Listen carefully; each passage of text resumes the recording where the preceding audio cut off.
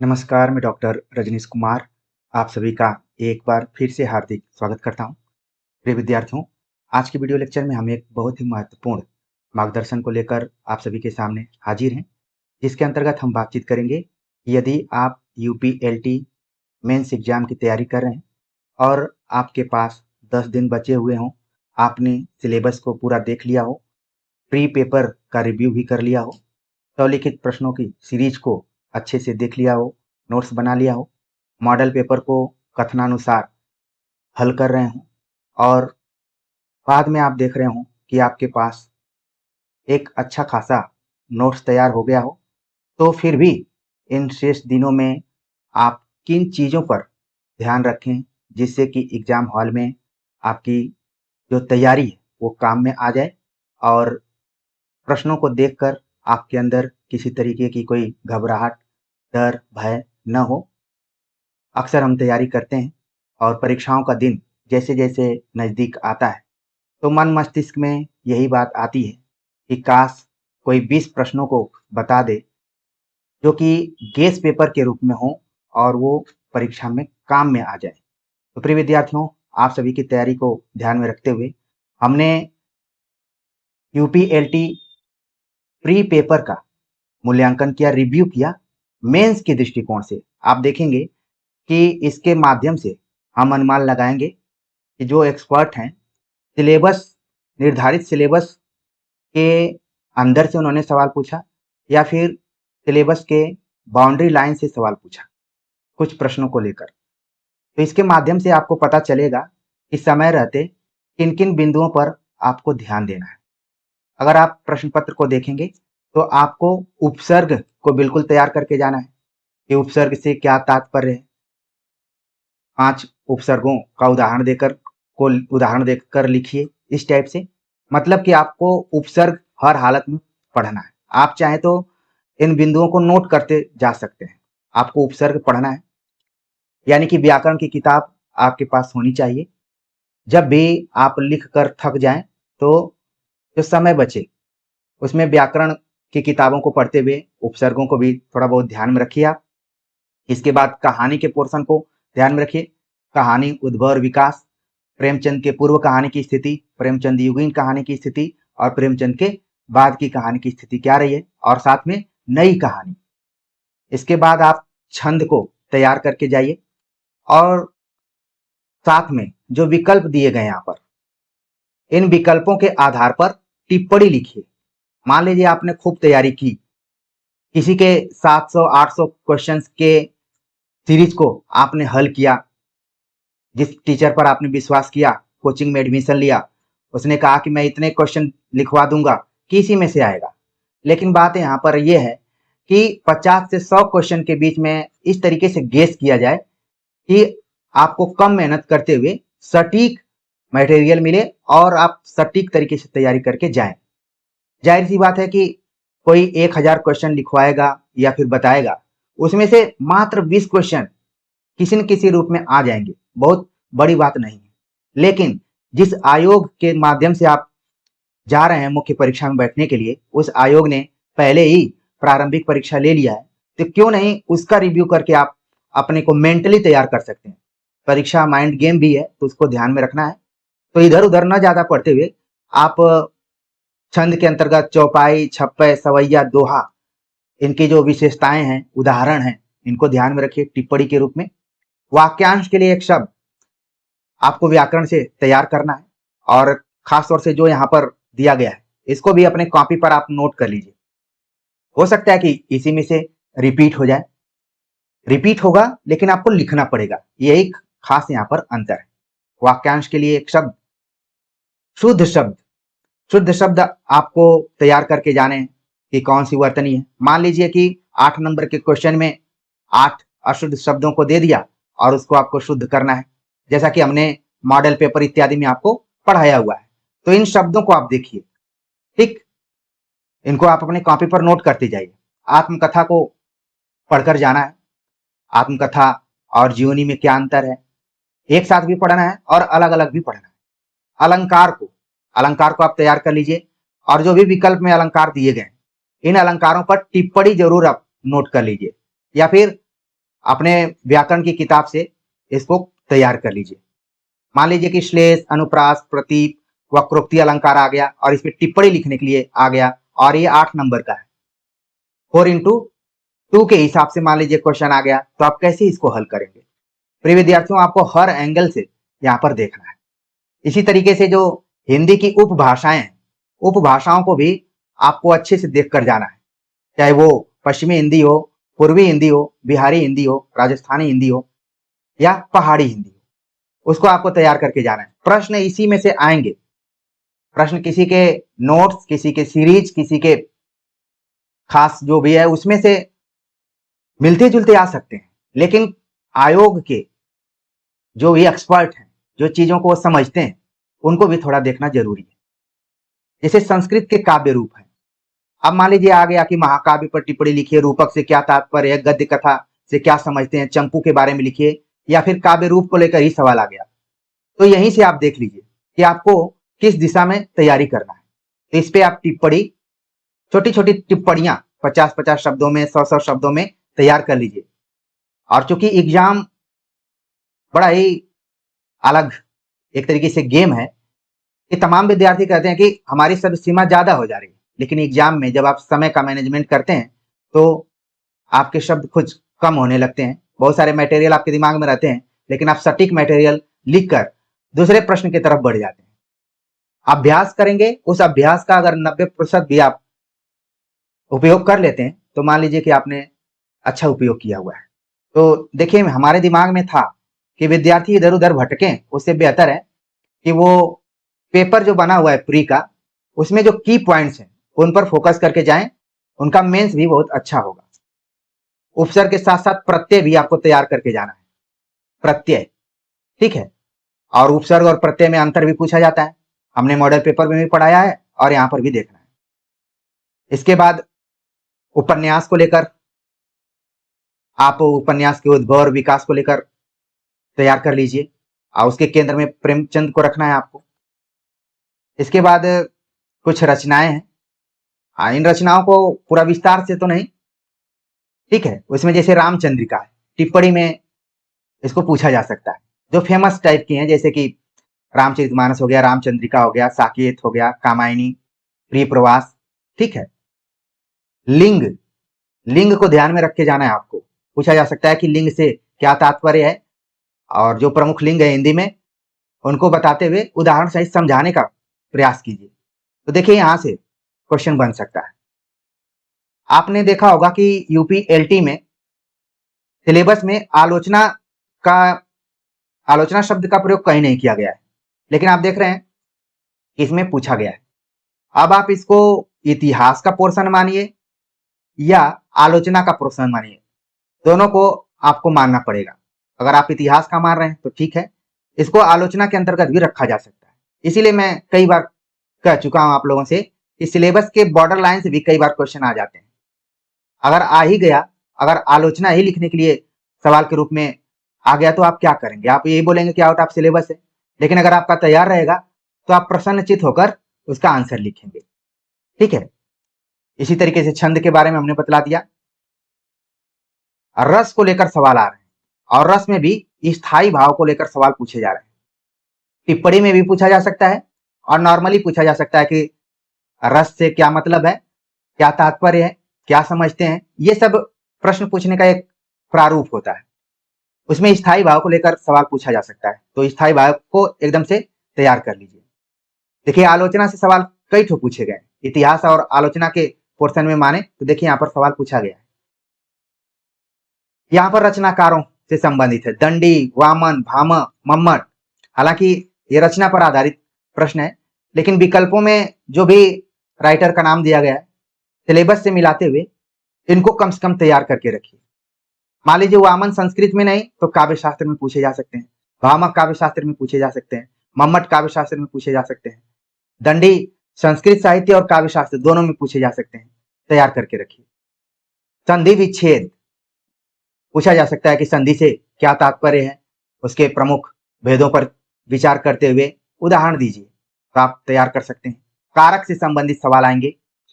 कारक, हिंदी में जो 8 कारक हैं उनको एकदम से तैयार कर लीजिए। खासतौर से करण कारक और अपादान कारक, इनको अंतर सहित स्पष्ट कर लीजिए आप। इसके बाद आप देख रहे हैं कि कविता से रिलेटेड क्वेश्चन है वचन, लिंग वचन। यहाँ पर वचन से संबंधित है, सवाल पूछा जा सकता है कि हिंदी में वचन कितने हैं, उदाहरण सहित बतलाइए।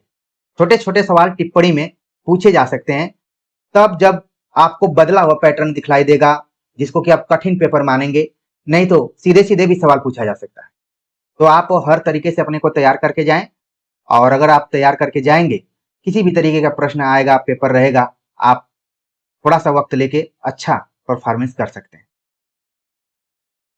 ठीक, आलोचना से कई सवाल पूछे गए हैं। देखिए यहाँ पर भले कहानी से है, लेकिन किसी न किसी का एक मंतव्य है यहाँ पर भी आप देख रहे हैं मुक्तिबोध को लेकर सवाल पूछा गया।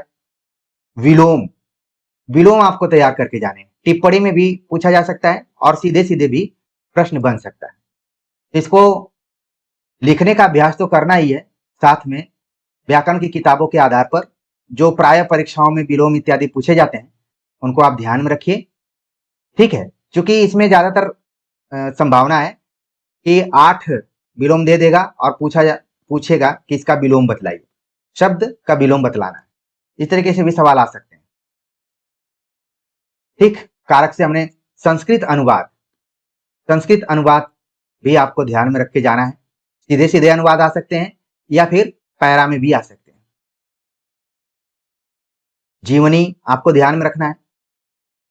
कुछ रचनाएं हैं जैसे कि भक्तमाल हो गया, या फिर जिसमें या फिर जो चर्चित रचनाएं हैं जिसमें जीवनी इत्यादि आपको भक्त कवियों की दिखलाई देती है, और उसको भी आप तैयार कर सकते हैं। जैसे भक्तमाल है या फिर रास पंचाध्यायी है, इसमें अभी आएगा, दिखाऊंगा मैं आपको, तो तैयार कर लीजिए।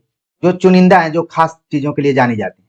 अब जैसे हिंदी निबंध के लिए, हिंदी निबंध उद्भव एवं विकास, निबंध के प्रकार, ठीक है, शैली, इससे आधारित जितने भी तरीके के प्रश्न हैं इनको आप तैयार कर सकते हैं। टिप्पणी लिखने के लिए, चाहे वो रचनाओं की दृष्टि से हर्षचरित, ऋतु संहार, शिशुपाल वधम, नैषधि चरित, इस पे टिप्पणी लिखने के लिए 4x2 के हिसाब से आ सकती है। उसी तरीके से आप देख रहे हैं रचनाकारों के हिसाब से, रचनाकारों पर भी टिप्पणी लिखने के लिए आ सकता है। तो कम से कम इस प्रश्न के बहाने इसको मेंस में कैसे कन्वर्ट करके देख सकते हैं, आप आराम से चीजों को समझ पा रहे होंगे। ठीक है, इसी तरीके से नाटक को आपको ध्यान में रखना है। नाटक, उद्भव और विकास, और कैसे कैसे टर्निंग मोड़ रहा भारतेंदु, प्रसाद, मोहन राकेश, इनके हिसाब से। जैसे रचनाएं हैं, क्या भूलूं क्या याद करूं, टिप्पणी लिखने के लिए आ सकता है इसके ऊपर। ठीक है, कारक चिन्हों के बारे में हमने बात कर लिया। देखिए आलोचना से फिर यहाँ से सवाल पूछा गया, भले ये निबंध से जुड़ा हुआ है लेकिन आचार्य रामचंद्र शुक्ल का कथन है और हिंदी साहित्य का इतिहास से, तो इतिहास और आलोचना दोनों में मिक्स करके क्वेश्चन आए हुए हैं। मुहावरे और लोकोक्तियों से संबंधित प्रश्न पूछे जा रहे हैं, तो आपको तैयार करना है। कम से कम इन चारों को बिल्कुल तैयार करके जाइए। हो सकता है कि 4 यही पूछ लिए जाएं और इसको 2-2 नंबर में डिवाइड कर दिया जाए। ठीक है, इसी तरीके से आगे हम देखें तो कुछ महिला रचनाकार हैं, महिला लेखिकाओं के आधार पर सवाल पूछे जा सकते हैं। टिप्पणी, ममता कालिया, सूर्यबाला, कृष्णा सोबती, उषा किरण खान पूछा जा सकता है। मन्नू भंडारी का नाम भी इसमें जोड़ा जा सकता है। अब जैसे यहाँ पर रोला छंद के बहाने आपको तैयार करना है कि अर्ध सममात्रिक छंद क्या होता है, सममात्रिक छंद क्या है, विषम मात्रिक छंद क्या है। ठीक है, तो इनको टिप्पणी के रूप में आप तैयार करिए। आपको कुछ न कुछ यहाँ पर क्लू मिल रहा होगा कि हमें इन इन बिंदुओं पर फोकस करके जाना है, और जब आप अपना नोट्स और जो भी सीरीज ज्वाइन किए हुए हैं, आपको पता चलेगा कि बहुत सारे प्रश्न यहाँ से मिल रहे हैं। ठीक है, तो ऐसे ही तैयार कर करके जाना है आपको।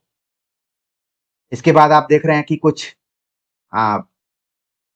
चुनिंदा उपन्यास हैं, चंद्रकांता इत्यादि हैं। जो चंद्रकांता को इसलिए हमें ध्यान में रखना है कि हिंदी पढ़ने वालों की संख्या इसमें इसके माध्यम से बढ़ी, तो खास है। हो सकता है परीक्षा गुरु शुरुआती 3-4 उपन्यासों पर टिप्पणी लिखने के लिए आ जाए, 3-3, 4-4 लाइन के लिए। तत्सम तत्सम भी आपको तैयार करके जाना है, साथ में तद्भव भी तैयार करके जाना है कि तत्सम और तद्भव में क्या अंतर है और हिंदी शब्द संपदा के विकास में इनका क्या योगदान है। इस तरीके से आप तैयार कर सकते हैं। देखिए, आलोचना से सवाल यहाँ पर आया, नई समीक्षा के प्रतिमान। जैसे तमाम विद्यार्थी कह रहे थे कि आप आलोचना से सवाल पूछ रहे हैं, आउट ऑफ सिलेबस है, लेकिन अब उनको लग रहा होगा कि सामने वाला व्यक्ति भी हमसे ज्यादा चीजों को लेकर चिंतन मनन मंथन इत्यादि करते रहते हैं और हमारे लिए ही काम करते हैं। हमारी बहुत इच्छा ये नहीं है कि खूब व्यूज आए, मैं झूठी खबर फैलाऊं, बिल्कुल नहीं। जो सच्ची चीजें हैं उसी को बताने का प्रयास किया गया है, ताकि ऐसे विद्यार्थी जो सटीक दिशा में अपनी तैयारी कर सकें। नहीं तो 10-10 घंटा हम भी आपको लिखवाते, नहीं, जरूरत ही नहीं। आप को गाइड किया जा रहा है, आप अपने पैरों पर खड़े होइए और जब पैरों पर खड़े हो जाएंगे तो स्वतः चलना शुरू हो जाएंगे। मैं आपको पंगु क्यों बनाऊं, आपको कमजोर क्यों करूं? इसीलिए मॉडल पेपर इत्यादि मैं शुरू में आपको दिया कि आप खुद हल करें। मान लीजिए उसके साथ उत्तर भी बतलाता तो आपको कमजोर करता। बहुत सारे बच्चे हैं जो प्रैक्टिस सेट जैसी किताबों को लेकर खूब रटते हैं, ऑब्जेक्टिव में बात कर रहा हूं, बाद में एग्जाम हॉल में जाते हैं, कंफ्यूज होने लगते हैं। इसलिए कभी रटने या याद करने का बहुत ज्यादा प्रयास मत कीजिए। जो महत्वपूर्ण फैक्ट होते हैं वो खुद याद हो जाते हैं, जो याद करने लायक नहीं होते उनको छोड़ दिया करिए, उनके पीछे बहुत नहीं भागना है। अब जैसे रीतिकालीन कवियों में घनानंद को लेकर आप तैयार कीजिए, इनकी काव्यगत विशेषताओं को लेकर। हमने 100 लिखित प्रश्नों की सीरीज में सब बतला दिया हुआ है, इसीलिए समय लेकर हमने उस सीरीज को पूरा कंप्लीट किया था। अब जैसे वाक्यांश के लिए एक शब्द के बारे में हमने बतलाया था, इसको आप नोट कर लीजिए। आपके 8 वाक्यांश के लिए एक शब्द हो जाएंगे यहाँ पर, समझ रहे हैं। फिर पर्यायवाची, पर्यायवाची भी आपको तैयार करके जाना है। मान लीजिए शब्द दे दिया गया आकाश का, तो कम से कम 3 आप देख रहे हैं यहाँ पर, उसके अच्छे अच्छे पर्यायवाची आप इस पेपर के माध्यम से तैयार कर लिए। समास विग्रह टिप्पणी में लिखने के लिए आ सकता है कि समास विग्रह से क्या तात्पर्य है, उदाहरण सहित लिखिए। तो आप समास विग्रह के बारे में बतलाएंगे और फिर राजपुरुष का उदाहरण देते हुए स्पष्ट कर देंगे। स्थायी भाव के बारे में बतलाया, आपको तैयार करके रखना है। देवनागरी लिपि सुधार समिति को लेकर कई सवाल इस पेपर में पूछे गए हैं। मेंस में भी हम उम्मीद करते हैं कि देवनागरी लिपि से एक सवाल तो रहेगा ही रहेगा, चाहे वो विशेषताओं से रहे, चाहे सुधार के प्रयत्न रहे, ठीक है, रहेगा सवाल, पक्का है एक सवाल। टिप्पणी में जैसे रास पंचाध्याय इत्यादि लिखने के लिए आ सकता है टिप्पणी में। यहाँ पर जितने भी छंदों के नाम दिए गए इनको आप टिप्पणी के तौर पर याद कर लीजिए। आप नोट कर लीजिए कि छप्पे का क्या मतलब है, हरिगीतिका का क्या मतलब है। छोटे छोटे इनके आंसर है, बहुत लंबे चौड़े आंसर नहीं। आप देख रहे हैं नागरी लिपि सुधार समिति, कम से कम आप ध्यान में रखिए कि काका कालेलकर का क्या योगदान रहा, श्याम सुंदर दास का क्या योगदान रहा, आचार्य नरेंद्र देव श्रीनिवास का क्या योगदान रहा। टिप्पणी में नाम आ सकते हैं कि नागरी लिपि सुधार समिति के संयोजक के रूप में तो काका कालेलकर थे, लेकिन अन्य लोगों ने, जो जिन लोगों का नाम है, इनका क्या योगदान रहा। तो जब आपको जानकारी होगी, प्रिय विद्यार्थियों, छोटे छोटे तथ्यों को आप अपने दिमाग में रखते हैं तो आपका मनोबल, आपका कॉन्फिडेंस बढ़ता है। मेन चीज यही है। अब जैसे आप सिलेबस देखेंगे तो रस निष्पत्ति के बारे में आपको कुछ नहीं मिलेगा, लगेगा कि आउट ऑफ सिलेबस है, लेकिन यहाँ पर देखिए सवाल पूछा गया है। रस निष्पत्ति सिद्धांत में मुक्ति भुक्तिवाद प्रकरण किस आचार्य ने दिया? तो ये तो ऑब्जेक्टिव रहा, लेकिन आपको भुक्तिवाद क्या है टिप्पणी लिखने के लिए आ जाए तो आप भट्टनायक से संबंधित जो भी बातें हैं लिख सकते हैं। बाकी रस निष्पत्ति को लेकर या रस सूत्र को लेकर आचार्यों के जो भी मत रहे और जो सिद्धांत रहे उनको आप तैयार करके जाइए। जो 4 आचार्य रहे उनका पूरा तैयार करके जाइए आप। पुलिंग लिंग जब आप पढ़ेंगे तो पुलिंग स्त्रीलिंग पढ़ लेंगे, ठीक है। देवनागरी लिपि की विशेषताएं, देवनागरी से एक क्वेश्चन रहना तय है। अब जैसे यहाँ पर संस्कृत की रचना है किरातार्जुनीयम, टिप्पणी लिखने के लिए आ सकता है इस पे, या फिर बृहत्त्रयी से क्या मतलब तात्पर्य, टिप्पणी लिखिए। संस्कृत में बृहत्त्रयी महाकाव्यों में कौन कौन से आते हैं, उन तीनों काव्यों को ध्यान में रखते हुए 125 शब्दों में लिखना है। देखिए सवाल आपके इसी क्वेश्चन पेपर में से पूछे जा सकते हैं, बस उसको देखने का नजरिया हम यहाँ पर ऑब्जेक्टिव हिसाब से नहीं देख रहे हैं, मेंस की दृष्टिकोण से देख रहे हैं। अब मान लीजिए आपने खूब तैयारी की है, टिप्पणी में आ गया कि आगत शब्द, विदेशी शब्द, टिप्पणी लिखिए। ठीक है, तो देखिए यहां पर है आगत शब्द, यानी कि ये भी शब्द संपदा के अंतर्गत है। पूछा जा सकता है कि शब्द संपदा पर विचार करते हुए आगत शब्दों का उदाहरण लिखिए और 4 आगत शब्दों का उदाहरण लिखिए। तो आपको तैयार करना पड़ेगा।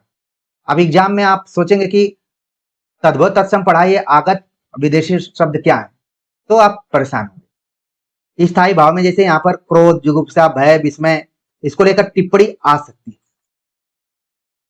ठीक,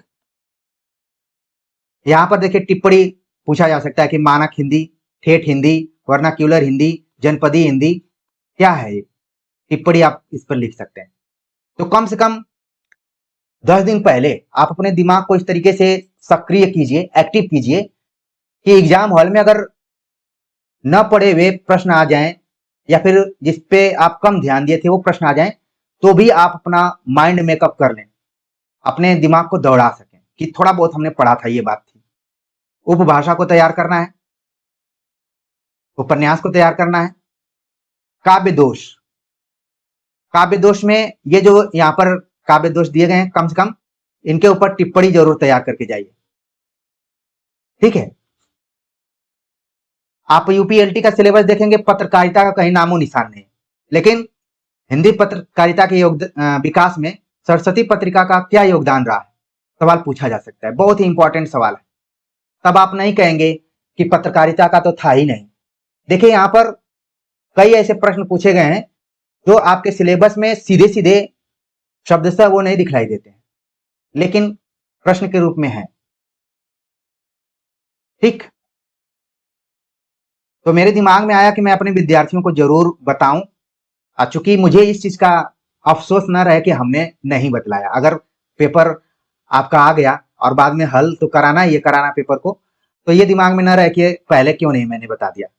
अब इसे अलंकार है, अतिशयोक्ति, संदेह, यमक, भ्रांतिमान, इन अलंकारों को टिप्पणी के रूप में उदाहरण सहित तैयार कर लीजिए। आप बिल्कुल तैयार कीजिए। यहां पर भी देख रहे हैं श्लेष, रूपक, उपमा, भ्रांतिमान, तैयार कर लीजिए। विदेशी भाषा, जैसा कि हमने ऊपर अभी आगत भाषा के बारे में बात किया, यहां पर विदेशी भाषा के रूप में टिप्पणी में आ सकता है ये सब। अब जैसे प्रवृत्तियों पर आधारित प्रश्न पूछे जा सकते हैं। एक तो तार सप्तक को लेकर टिप्पणी पूछी जा सकती है। ठीक है, और जितने भी कालखंड, जितने भी आदिकाल से लेकर समकालीन हिंदी कविता तक, उनकी प्रवृत्तियों को आप जरूर ध्यान में रखिए। कम से कम 3 से 4 क्वेश्चन प्रवृत्तियों पर आधारित रहेंगे।